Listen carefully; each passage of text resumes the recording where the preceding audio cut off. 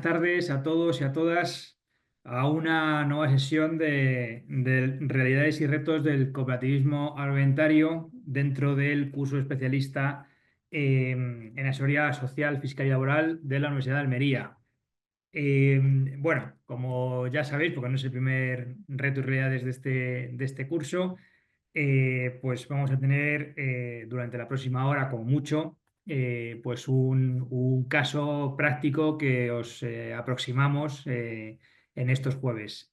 Perdonadme, este jueves hemos aplazado media horita el comienzo, normalmente empezamos a las 4:30, pero el caso y el ponente bien lo merecían y así que estamos agradecidos. Bueno, hoy vamos a hablar de las sociedades agrarias de transformación.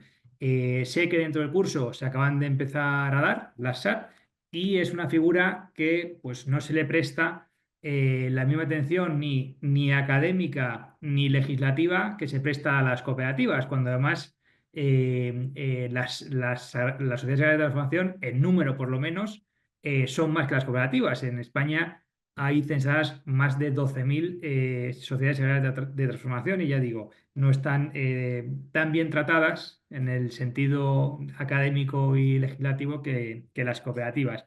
Y a lo mejor es una ventaja, porque tienen bastante margen de maniobra con sus estatutos. Bueno, para hablar de la SAT, tenemos ejemplos buenísimos en España de SAT punteras, pero hoy hemos querido traer una de ellas, uno de esos casos que tenemos de éxito y SAT puntera, en este caso la Sociedad Agraria de Transformación de Trops. Nos van a hablar de lo que es Trops, de su caso de éxito, que además veréis que es muy interesante. Y pues el ponente, pues si puede, pues también pues, podrá dar unas pinceladas de esas diferencias, similitudes con las cooperativas alimentarias, que al final pues son primas hermanas y se parecen mucho. Y bueno, pues la SAT también, la importancia que tienen los estatutos en su día a día. Y además el caso de Trops es también bueno porque además está catalogada como entidad asociativa prioritaria. O sea, digamos que Trops lo tenía todo para que os pudiesen dar esta charla. Así que yo no me quiero enrollar más. Ha tenido a bien dar esta charla, pues el máximo ejecutivo, el director general de Trops, que es Víctor Luque, a que le agradecemos mucho que haya podido participar y haya querido participar con todos nosotros. Y nada, yo ahora le doy paso, pero como siempre, le voy a dejar a Víctor hacer su presentación. Si a lo largo de su charla alguien tiene alguna pregunta, pues por favor, a través de preguntas y respuestas, la escribís y cuando termine Víctor, yo las leo y él puede responder, ¿vale? Pues nada, sin más, doy paso a Víctor. Si estás por ahí, Víctor.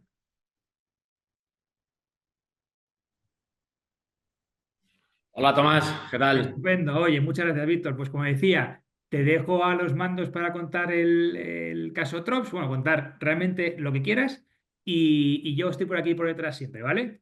Perfecto, muchas gracias Dale. Tomás. Bueno Tomás, pues muchas gracias en primer lugar por permitirnos y por permitirme a mí en particular estar aquí compartiendo con los alumnos del máster el caso TROP, ¿no? De dónde venimos, dónde estamos y hacia dónde vamos. A mí me gustaría permitirme que comparta, he preparado una presentación que nos va a servir para guiarnos. La veis, entiendo, ¿no?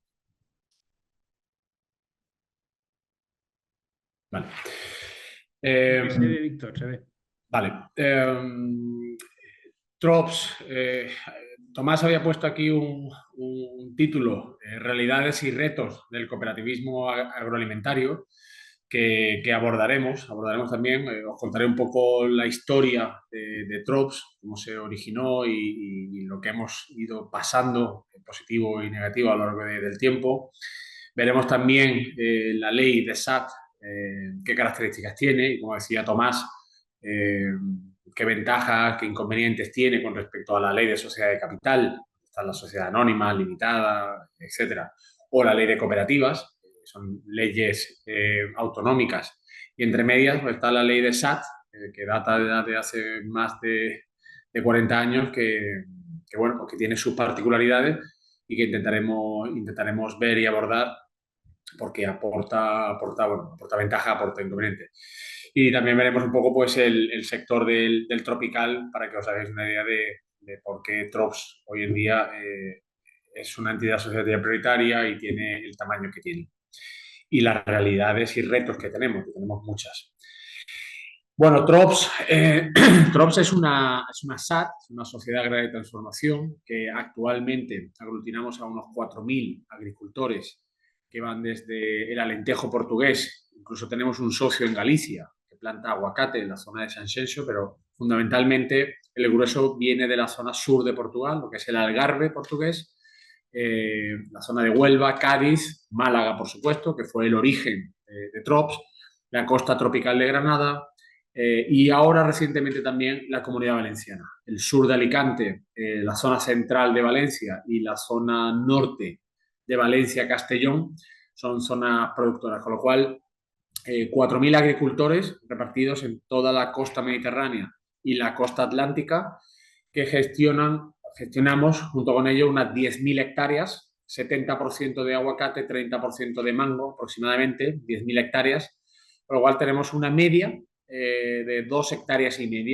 Ahí tenemos a socios que tienen 700 hectáreas, otro que se va a incorporar con casi 1.500 hectáreas y tenemos socios con pequeñas parcelas que no llegan a cubrir ni casi los 1.000 metros de extensión. Eso, esa heterogeneidad en la masa social que tiene Trops, pues es una fortaleza, pero a veces también es difícil de gestionar, porque son algunos proyectos empresariales de máxima envergadura, con inversiones que superan los 100, 200 millones de euros, y pequeños agricultores que tienen su explotación pues casi de hace muchísimos años.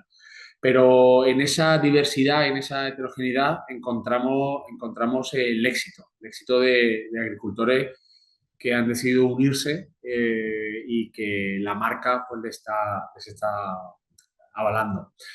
Tenemos una plantilla media que ronda los 600 empleados fijos.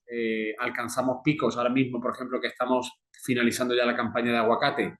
Estamos rondando los 900 empleados en la campaña de mango, que es en verano, agosto, septiembre, octubre. Es mucho más intensiva. 6, 7 semanas se hace toda la campaña de mango. Llegamos a los 1.100, 1.200, 1.300 empleados. Trabajamos ahora mismo en 10 centros de trabajo. La central está aquí en Vélez, Málaga, en la comarca de la Axarquía malagueña. Y después nos fuimos extendiendo, haciendo una capilaridad del modelo TROPS, allí donde había una masa crítica de aguacates. Primero nos extendimos a la costa tropical de Granada, a la zona de Motril, después nos fuimos a la Sierra de Granada, ahí tenemos un centro también en Gete, tenemos otro en Almuñécar. Después nos fuimos a la costa occidental de Málaga, tenemos un centro en Coín, ahora vamos a abrir uno en Cádiz, en la zona del Valle del Guadiaro y toda la zona de Cádiz que se está reconvirtiendo de cítrico al aguacate, pues hemos puesto un centro en Cádiz. Abrimos uno en Portugal, que fue algo en su momento disruptivo, primero porque nos convertimos en una cooperativa transnacional y nos fuimos a Portugal. Hoy en día Portugal supone más del 30% del aguacate que Trops comercializa, con casi 15 millones de kilos de aguacate. Y recientemente tenemos una colaboración con una cooperativa de Alicante, de Callosa de Sarriá, se llama Ruchey, donde tenemos un hermanamiento y ellos son los que gestionan el aguacate de esa zona. Y este año hemos adquirido una nave en Nules, en Castellón, ante el crecimiento que está teniendo el aguacate en la Comunidad Valenciana. Pues el próximo año ya estaremos abiertos allí. ¿Por qué tenemos esta capilaridad y estos centros de trabajo? Porque cuanto más cerca estemos del agricultor, cuanto más le ayudemos, le facilitemos la vida, podamos tener técnicos agrícolas que estén cerca de ellos para asesorarle, para que su plantación sea más productiva, para ayudarle con la mano de obra si tienen problemas. Cuanto más cerca estemos de los agricultores, pues más grado de vinculación vamos a tener con ellos. Trops comercializa su fruta en 25 países de la Unión Europea, casi el 70% de los... El año pasado facturamos unos 200 millones de euros.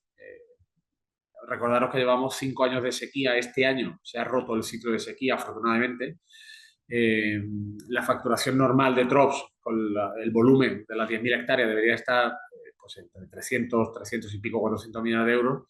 El año pasado hicimos 200, el 70% fue venta a Europa, a Francia, principal mercado, quitando España, Alemania, Reino Unido, países nórdicos, países del este como Polonia, Rumanía.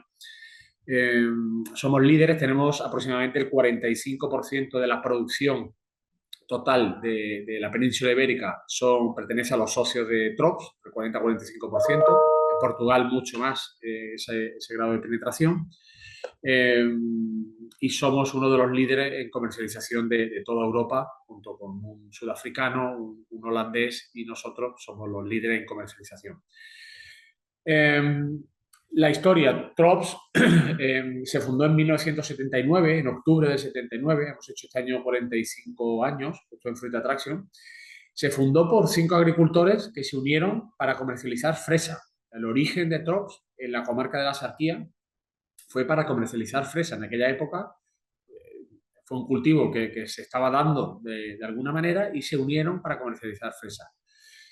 Toda la década de los 80 y hasta mediados de los 90, la fresa convivió también con las hierbas, con otro tipo de fruta. Residualmente ya empezaba el aguacate y algo el mango a proliferar, pero esos fueron los orígenes. ¿Qué pasó a mediados de los 90?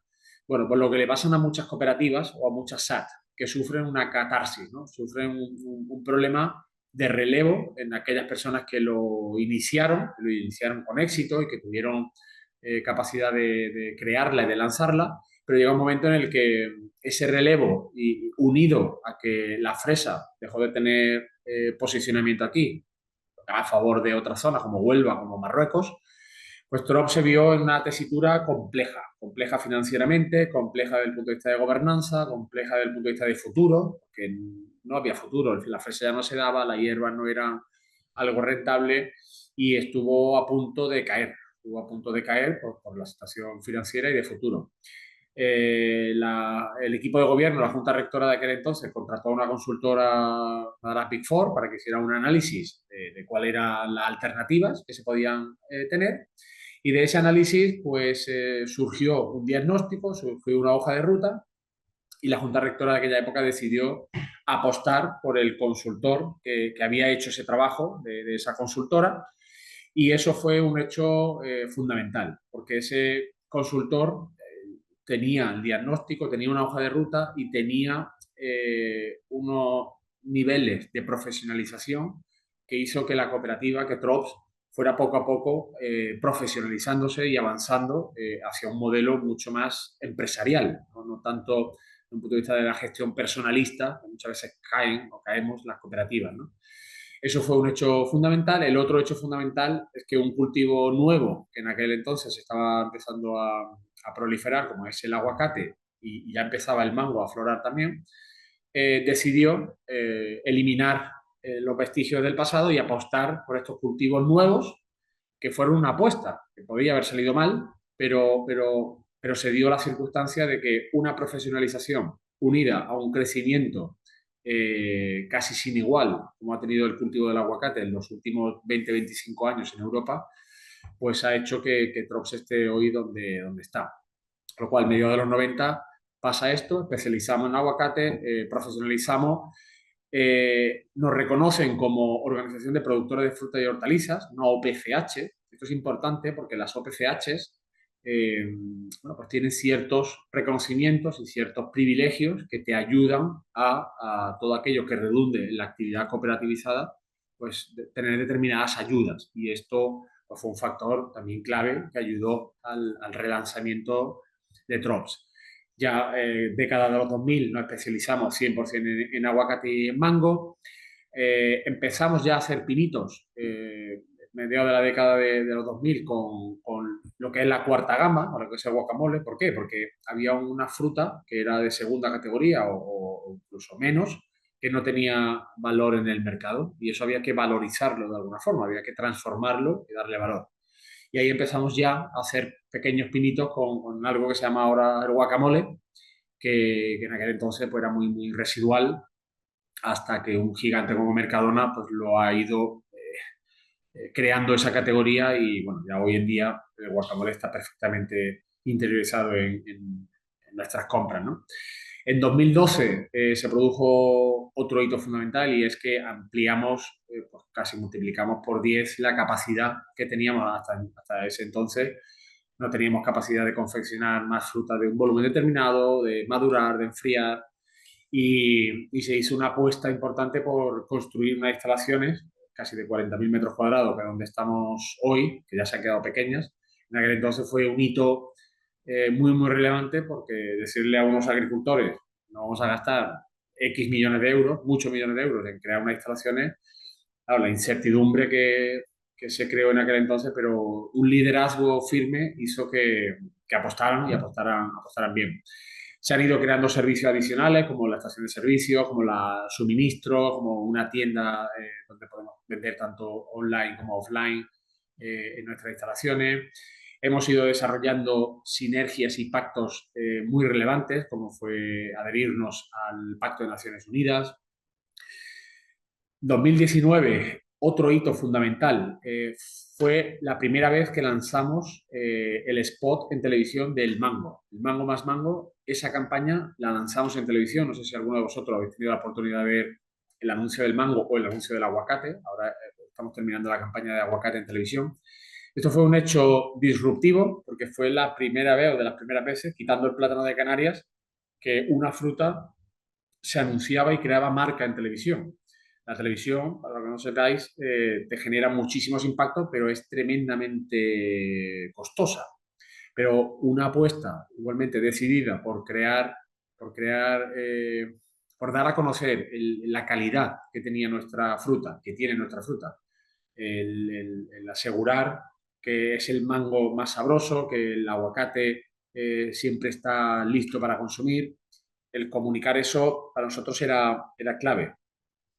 Y lo que también nos dimos cuenta es que mediante los spots de televisión y toda la campaña de comunicación y marketing que hemos empezado a llevar desde el año 2019, los agricultores también tenían sentido de pertenencia. Les gusta ver en televisión a su cooperativa, ¿no? A su empresa. Y eso es importante. Y también a nivel institucional, tanto el Ministerio de Agricultura como la Junta de Andalucía, pues tener una empresa que apuesta por la calidad, por la innovación, por la marca, por la economía social, bueno, pues al final hace que te posiciones, ¿no? Como una marca importante y a la hora de tomar decisiones estratégicas para los gobiernos, pues estamos ahí, ¿no? Y el hecho de ser entidad asociativa prioritaria, entre otras muchas cosas, pues también se debe a nuestra apuesta por esto. En 2022 empezamos con la campaña de aguacate, hemos ido creando nuevos desarrollos de productos, adquirimos una finca de innovación de 38 hectáreas que la tenemos destinada 100% a innovación y desarrollo. Ahí investigamos desde el campo a la mesa todo lo que impacta, bien sea en la productividad de nuestros agricultores, bien sea en nuestro proceso de trabajo, bien sea pensando en el cliente. Hacemos un volumen de innovación muy, muy importante. Pertenecemos al foro de marcas renombradas. Este es un foro donde están, pues, entre otras, las empresas del IBEX, pues el Santander, Inditex, Caixa, Telefónica. Pues nosotros tuvieron a bien, no es fácil entrar dentro del foro de marcas renombradas. Es un foro que en teoría dejan entrar o dan acceso a aquellas que generan marca España, ¿no? Aquellas que creen que aportan valor a la marca España y desde hace 2 años estamos dentro del foro de marcas renombradas. Hacemos, como decía, inversión en la campaña de promoción, tanto en televisión como en digital. Hoy en día las redes sociales, las webs generan mucho impacto. También estamos en Mercamadrid, en Mercabarcelona, en el mercado de París, en Uruguay. Hacemos mucha labor con los mercados porque para nosotros decía que nuestra venta está en Europa y en España, pero después segmentada tenemos ventas a retail y ventas a mayorista, ¿no? Lo que son los fruteros, los mercados tradicionales. Claro, para nosotros es muy, muy, muy importante cuidar a las fruterías. Es muy importante cuidar a los retail, a los Mercadona, los Lidl, los Aldi, etcétera, etcétera. Muy importante. Pero igual de importante es cuidar a las fruterías, porque ellos prescriben personalmente tu fruta y ellos saben que si tienen una caja Trops en su frutería, a su consumidor le aporta confianza. Por lo cual, cuidamos mucho a esa frutería de toda la vida, de barrio, que son los especialistas realmente en frutas y verduras, y nosotros los cuidamos muchísimo. Eh, para que veáis lo importante que son las campañas de promoción, en el caso del aguacate, una campaña genera 256 millones de impactos, es decir, 256 veces que una persona, que alguien ha visto Drops, aguacate Drops, ya sea en televisión, en digital, en los mercados, en radio o en prensa de todos los tipos. En el caso del mango, 218 millones de impactos. Es una campaña un poco más reducida, pero igualmente tremendamente efectiva. Eh, ¿Cómo ha evolucionado la marca Trops en los últimos años? Estos son análisis que hace Kantar Media. En 2020, la notoriedad de la marca Trops, si tú preguntabas de manera espontánea si alguien conocía Trops en España, el 9,6% contestaba que sí lo conocía. Podía ser que lo conociera porque nos dedicamos al aguacate y al mango o simplemente porque le sonaba el nombre, pero el 9,6% le sonaba. El año pasado, esta misma encuesta arrojó un dato del 27,2%. Así que casi la mitad de la población encuestada le suena que es Trops.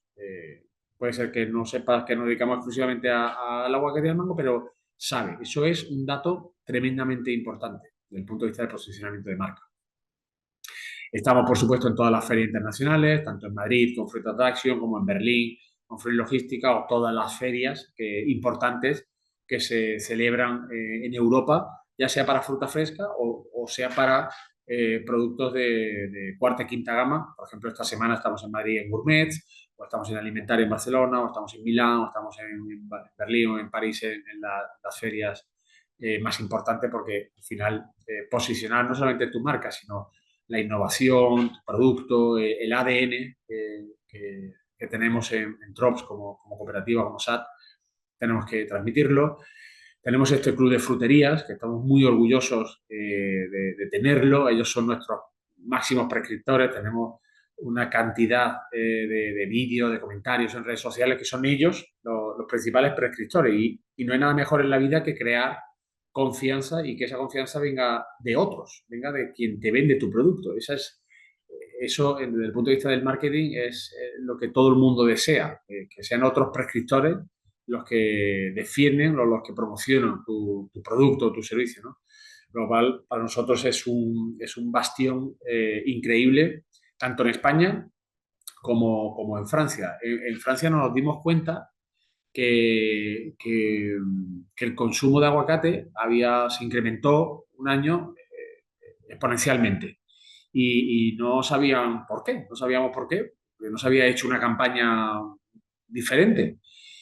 Pero resultó que un restaurante japonés bastante puntero y famoso en París usaba nuestra fruta para sus rolls y el producto que servían en su restaurante en París, y se corrió la voz de que nuestra fruta pues siempre estaba en el punto que ellos querían, que no les fallaba, no había merma o prácticamente no había merma, pues no decían nada. Entonces, entre todos los restaurantes japoneses de París, se corrió la voz que el aguacate Trops era el que les servía mejor, y eso fue exponencial. Fijaros, y si veis nuestras cajas ahora, esas cajas que veis ahí representadas, en una esquina está puesto siempre en su punto en japonés. Está puesto en francés, en español, en inglés y en japonés. Para que os fijéis la importancia de tener prescriptores de marca. Tenemos prescriptores también de marca como Martín Berasategui o los hermanos Torres, que promocionan nuestro aguacate y usan nuestro aguacate en su restaurante. Uno de los motivos del éxito del aguacate en los últimos años ha sido que en los restaurantes han introducido el aguacate en multitud de recetas, de las tostadas típicas hasta ensalada, hasta maridaje con carne, pescado y todo tipo de... Esa es una de las claves del éxito del incremento del aguacate, aparte de las propiedades saludables, de que está rico, ese maridaje y esa versatilidad que le da a la cocina, pues ha hecho que el crecimiento sea sustancial, y para nosotros tener embajadores de marca como Martín Berasategui o los hermanos Torres, pues es muy importante. Patrocinamos multitud de actividades sociales, deportivas, culturales, de economía social. Yo siempre digo, hay una pequeña anécdota, y es que TROPS, si lo leemos al revés, es sport, deporte en inglés. No estaba pensado así, pero nuestro propósito es alimentar a la sociedad de manera sana y que hagan una vida saludable. Sí, yo creo que si todos tuviéramos una vida más saludable, basada en algo de actividad deportiva o física, y nos alimentáramos mejor, con una dieta mediterránea como la teníamos hasta ahora, basada en fruta, hortaliza, leche, carne, pero de manera equilibrada y no tanto como estamos hoy en día, un ultraprocesado, azúcares, glutamato, etcétera, etcétera. Probablemente el problema que tenemos en España con la sanidad podríamos, de alguna manera, de manera preventiva, aliviar esa presión asistencial y sanitaria que tenemos. Igual ese es nuestro propósito, que la sociedad se alimente bien, se alimente de manera sana, y si además podemos promover una vida saludable, pues nos gusta y nos identificamos con ello. Patrocinamos el balonmano Málaga, patrocinamos uno de los clubes más grandes de España de atletismo, como es el TROPS Cueva de Nerja. Hemos tenido multitud de premios, como el Premio de Alimentos de España, que el Ministerio nos otorgó un doble premio, no había pasado nunca, Premio a la Industria Alimentaria y Premio a la Internacionalización Alimentaria, Premio Impacto Social, la cantidad de empleo directo, indirecto e inducido que tenemos en TROPS, pues es muy, muy, muy importante, y queremos seguir creciendo ese impacto social. Premio de la empresa internacional por Banco Sabadell. En TROPS tenemos dos figuras. Tenemos la figura del socio, que, de acuerdo a los estatutos, pues tiene que comprar acciones o resguardos. En el caso de TROPS lo tenemos establecido una acción o resguardo de 6.000 euros por cada hectárea que tenga. Es decir, si un agricultor tiene 3 hectáreas, pues tiene que comprar 3 acciones, es decir, 18.000 euros.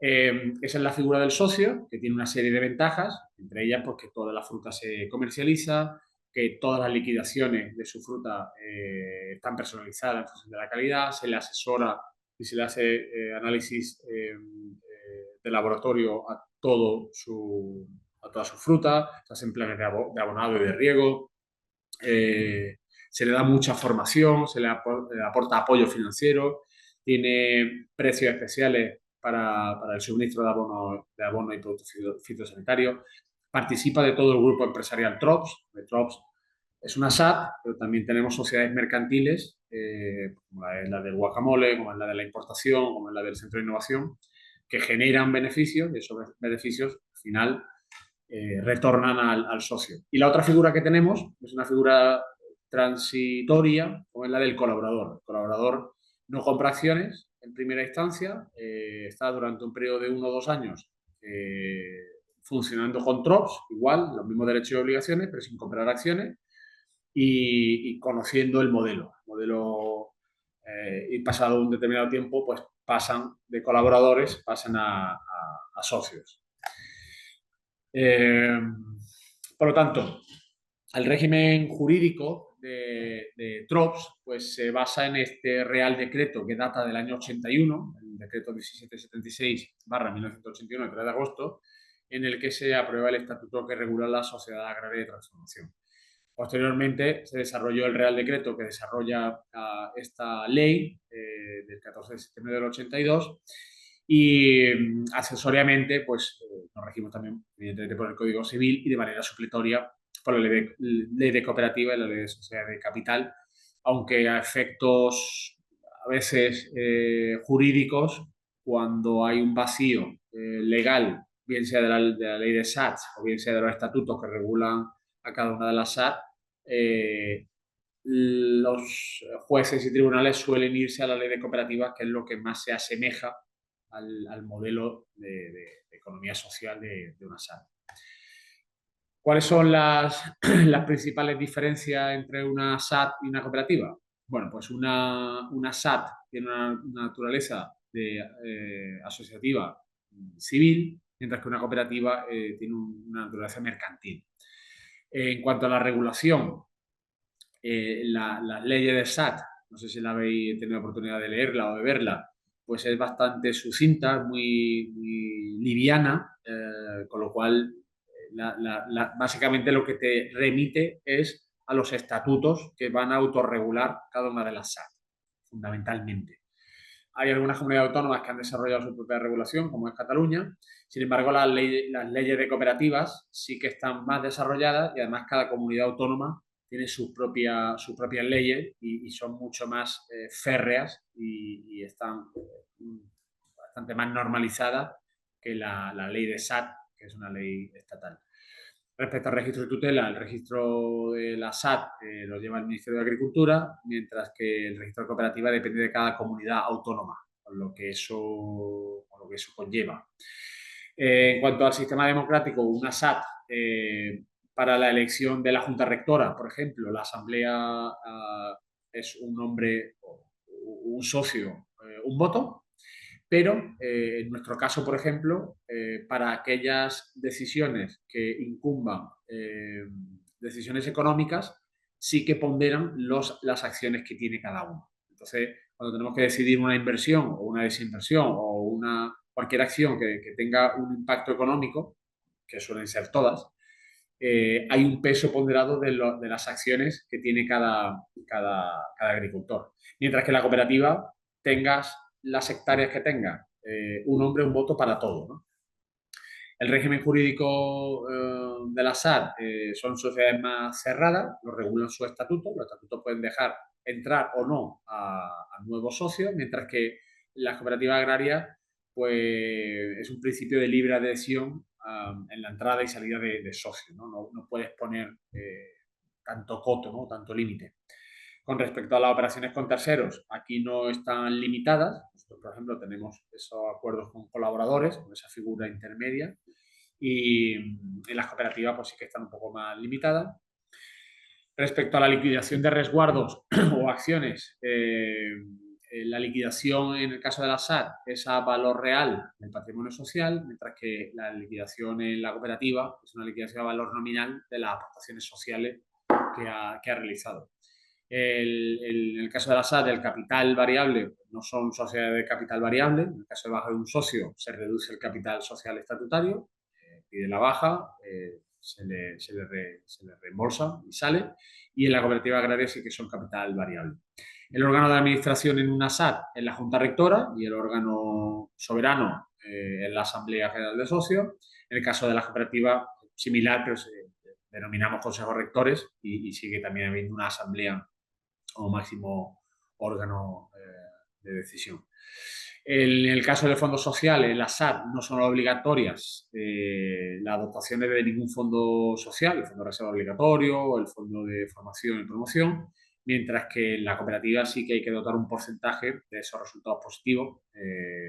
También hay ciertas ventajas fiscales que cuenta la cooperativa que en el caso de la SAT no se tienen. Fiscalmente funciona igual que una sociedad de carácter mercantil. Y los beneficios, esto sí es un tema también importante, los beneficios que genere tanto la SAT como el grupo empresarial pues puede ser en función a la aportación del capital social. En el caso de la cooperativa es en función de la actividad cooperativizada y el retorno de esos beneficios no cooperativizados, dependiendo de las leyes de cada comunidad autónoma, pues son más o menos difícil el retornarlos al socio y no el hecho de tener que reinvertirlos en la cooperativa o en la actividad cooperativizada.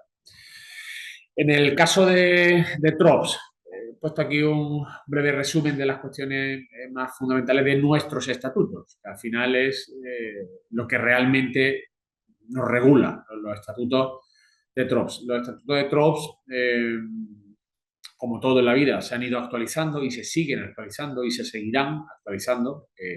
Tenemos que, evidentemente, adecuarnos al nuevo esquema social, a los crecimientos, a la valorización del grupo empresarial. Los estatutos, algo que permanentemente se revisan y se cambian cada cierto tiempo para adaptarse, ¿no?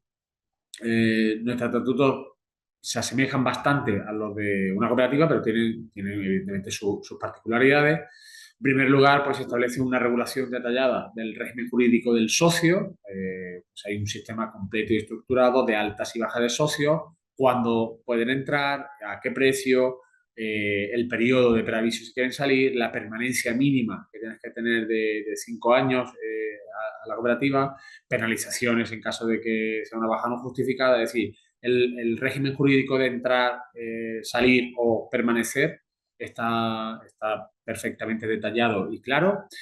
Después, respecto a la organización y administración de la SAT, pues, la SAT disponemos de un régimen específico para los órganos sociales y de gobierno, desde la Asamblea, la Junta Rectora, el Director General, que también está regulado en la SAT, la toma de decisiones en cuanto a un voto, un socio para la elección de la Junta Rectora, pero para el tema económico eh, prevalece el ponderado de las aportaciones de capital. Y respecto al régimen económico, en nuestro caso, los beneficios se reparten en función de la actividad del socio, es decir, cuántos kilos ha aportado ese año a la cooperativa, 50% y 50% en función de las acciones que tenga.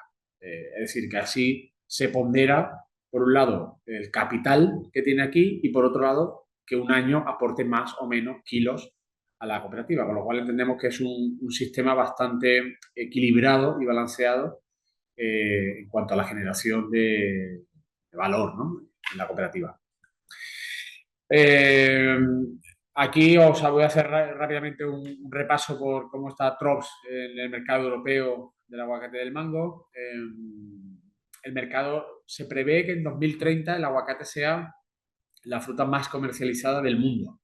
México es el principal productor mundial de aguacate, con casi 3 millones de toneladas. Su principal mercado es Estados Unidos y una parte que evidentemente consumen en el mercado interno.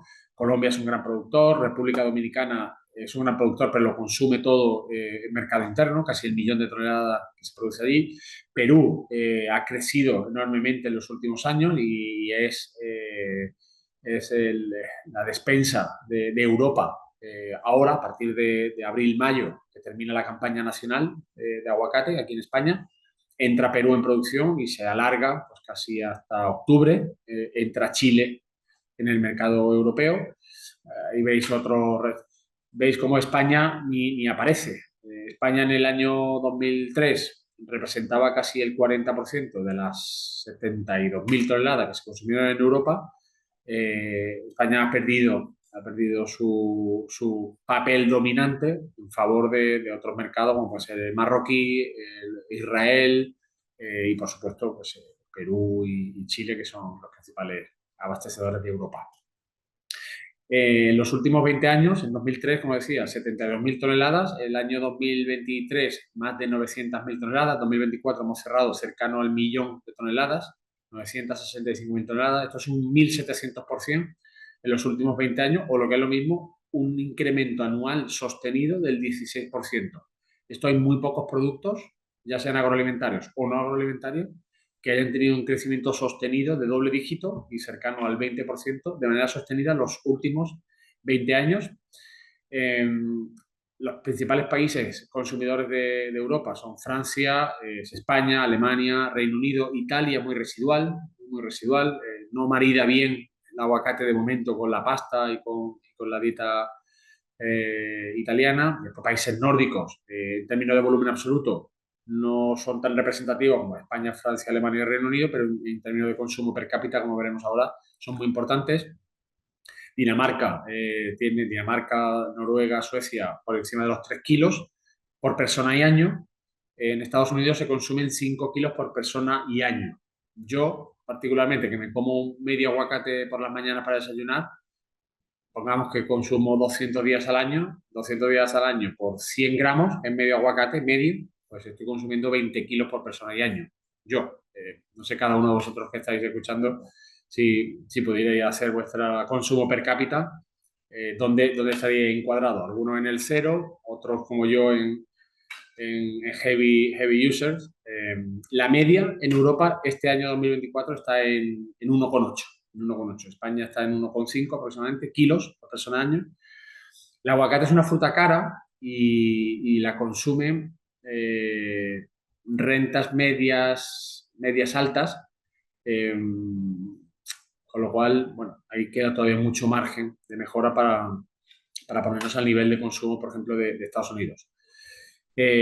Países proveedores, 900 y pico mil toneladas, 900 millones de kilos, casi 1.000 millones de kilos. Perú aporta un tercio, Colombia aporta más de, este año ya casi 100.000 toneladas, España y Portugal, mercado ibérico, otras 90, 100.000 toneladas, Israel, Marruecos, que este año ha duplicado esas 73.000, se han puesto en 130.000 toneladas y 130 millones de kilos. Chile, Kenia, Sudáfrica, estos son los proveedores de aguacate de Europa de todo el año. Nosotros, fijaros los precios, como el aguacate ha crecido en los últimos 20 años a doble dígito. En el año 2009, el aguacate Hass, que es la variedad predominante en el mundo, el 95% del aguacate que se comercializa es el aguacate Hass, que es el rugoso que compramos, que se pone negro por fuera cuando está maduro y es rugoso, es la variedad Hass, que la creó allá por el 1830 un cartero de California llamado Rudolf Hass. Pues mira cómo el precio de 1,48 que se liquidó en el año 2009 al año 2024, que el año pasado que se liquidó a 2,90. No solamente ha crecido el volumen de producción, el volumen de consumo, sino que los precios también han crecido casi el doble, algo pues inédito. Cuando vemos otras frutas, como pueden ser los cítricos, que se están liquidando años a 0,20, 0,25 céntimos el kilo, pues fijaros cómo este cultivo pues, ha tenido una eclosión bestial en términos de volumen e incluso en términos de precio.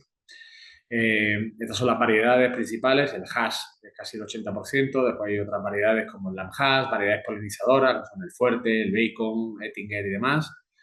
En el mango, pues tres cuartos de lo mismo. Desde el año 2003 el consumo no ha sido tan elevado como el caso del aguacate, pero subidas medias anuales cercanas al 10%, en torno al 9%. El mango es verdad que es una fruta identificada más como fruta, como lo que todos entendemos como fruta, como puede ser un melón, sandía, un plátano, fresa. El aguacate es una fruta que nadie consume como fruta, como otra cosa.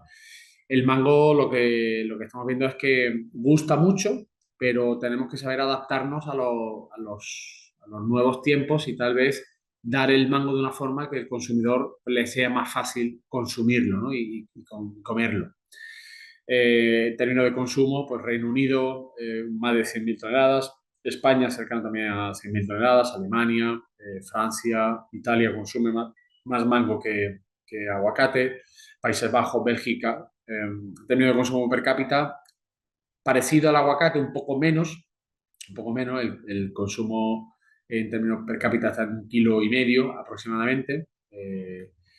En términos de precios, aquí sí que tenemos un pool de variedades mucho más heterogénea con respecto al aguacate, que predomina el hass.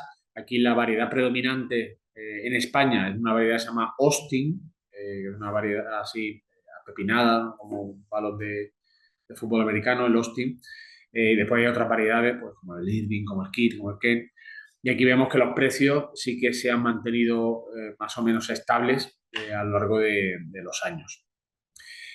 Eh, Tendencias y oportunidades que vemos en nuestro sector, pues el consumo del aguacate sigue creciendo a ritmos de entre el 8 y el 10%, aunque sí vemos que está creciendo mucho más el volumen de producción, la superficie plantada, tanto en España como en Portugal, como en Marruecos, que es nuestra ventana de producción y comercialización con la que competimos.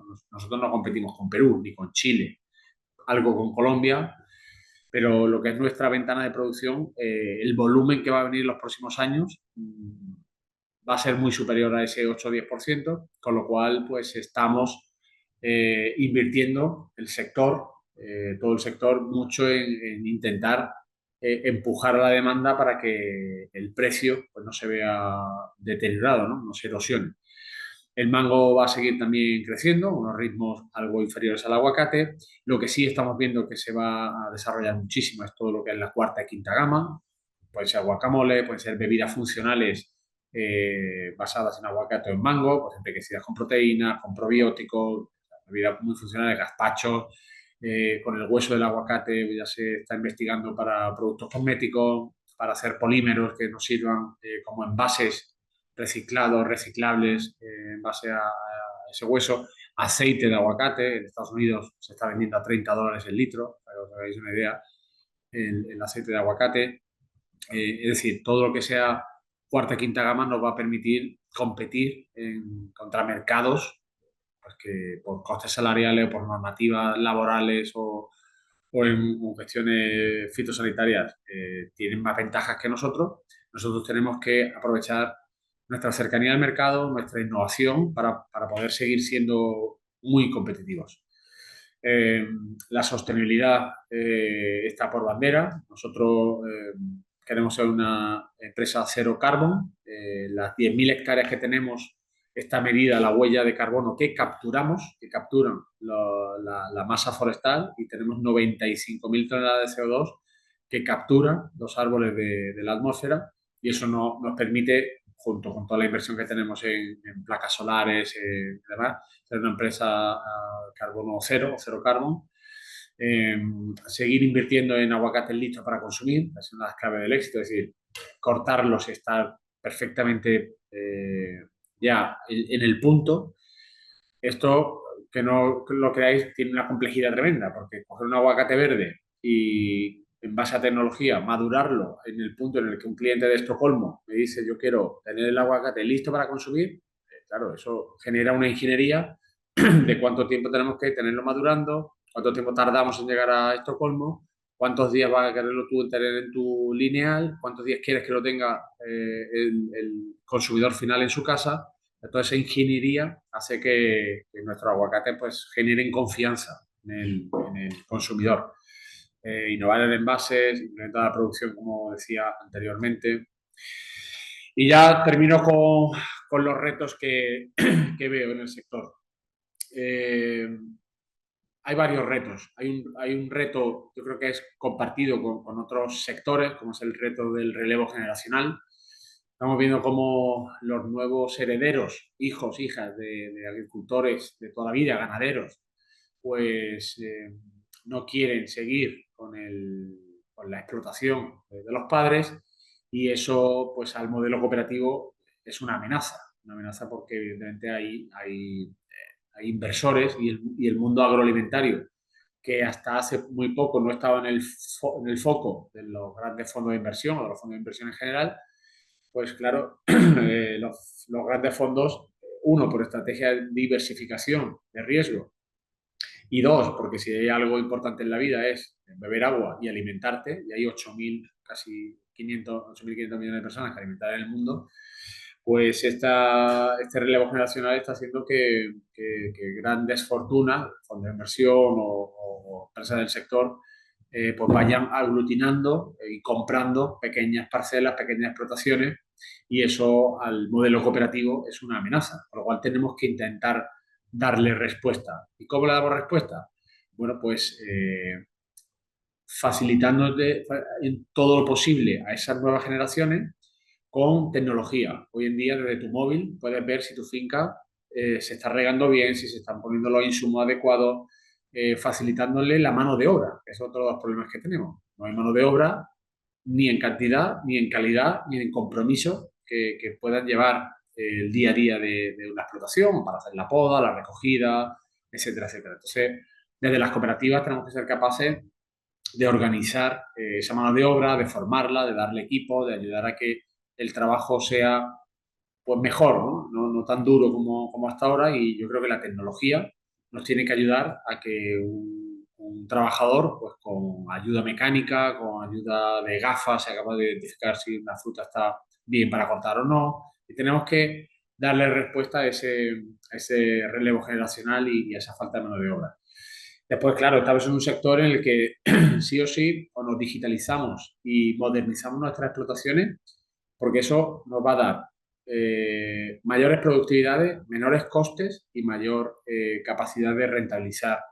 Pero hacerle ver a un agricultor tradicional que poner sensores de humedad o poner tensiómetros o contratar a una empresa que te haga a vista de dron cómo están tus copas de árboles, cómo está tu tierra, bueno, hacerle ver el valor que eso le va a aportar, a veces cuesta, ¿no? A veces cuesta, pero es importantísimo que consigamos digitalizar nuestras explotaciones y que pasemos de empresarios, de agricultores a empresarios. Esa es la única manera de poder rentabilizar de una manera buena tu explotación. Después la competencia sigue creciendo desde todos los prismas. Las grandes cadenas se están integrando, cada vez más se van a los orígenes, cada vez más se meten en tus procesos internos, quieren monitorizarlo todo y te acaban a veces fagocitando en su totalidad. Tenemos los grandes actores mundiales que invierten muchísimo en robotización y automatización. Tenemos otros orígenes, como puede ser Marruecos, con un salario mínimo interprofesional que ronda los 600, 700 euros, donde se dan jornadas de 12, 14 horas. Entonces, bueno, tenemos que competir pues, dentro de nuestro sector. También hay alguien o algunos que no lo hacen del todo también tan legítimamente bien como nosotros lo hacemos. Los márgenes se ajustan, con lo cual hay una competencia que te exige que vendas más caro y para vender más caro tienes que tener el mejor producto, que tus procesos sean muy, muy eficientes para que el coste por kilo sea el menor posible, para que tú puedas trasladar a tu socio cooperativista, agricultor, el mayor valor. Y después el otro reto que tiene el sector cooperativo es la gobernanza, ¿no? La gobernanza, la atomización que hay de cooperativas y de SATs. Eso al final te hace perder fuerza en un mundo cada vez con empresas más grandes. El nivel del volumen de cooperativas y de SAT que tenemos no tiene sentido. No tiene sentido el valor que perdemos por el camino por querer hacer pequeñas guerras de guerrilla. Con lo cual, ahí tenemos retos importantes que tenemos que ir abordando entre todos. Y por mi parte, nada más. Más o menos he cumplido escrupulosamente la hora. Pues, Preguntas. pues sí, Víctor, has cumplido escrupulosamente la hora. Muchísimas gracias por tu exposición. Y sí, hay dos preguntas. Una te la voy a leer directamente. Dice Antonio González, dice, buenas tardes, son una SAT con varios centros. ¿Cómo realizan su asamblea general y cómo son sus votaciones para aprobar los distintos puntos? Mm. Pues la Asamblea General se celebra aquí en la sede central de Vélez Málaga, se convoca a todos los socios y los socios asisten aquí de manera presencial. Esto es algo que yo quiero cambiar también para que probablemente lo pueda llevar a cabo en la siguiente asamblea que llevemos a cabo, y es que del resto de centros, porque un agricultor de Portugal desplazarse a Vélez Málaga o de Castellón desplazarse aquí a Vélez Málaga, claro, le es complejo. Entonces estamos dándole vueltas para ver cómo podemos hacer mucho más participativo, mucho más amplio y transparente. Entonces, la idea que se nos está ocurriendo es que en cada uno de los 10 centros que tenemos, habilitar conexión en streaming, donde los agricultores puedan ir allí a sus centros, se identifiquen, se ve como que están asistiendo a la asamblea y puedan participar pues como si vinieran físicamente aquí, porque creo que eso lo hace mucho más participativo, mucho más abierto y mucho más transparente, ¿no? Esa es la idea que tengo en mente. Y la otra, que esta es mía, que la he apuntado según ibas hablando, del principio de tu exposición, cuando comentabas los dos tipologías de socios, ¿no? Los colaboradores y los socios, digamos, de pleno derecho.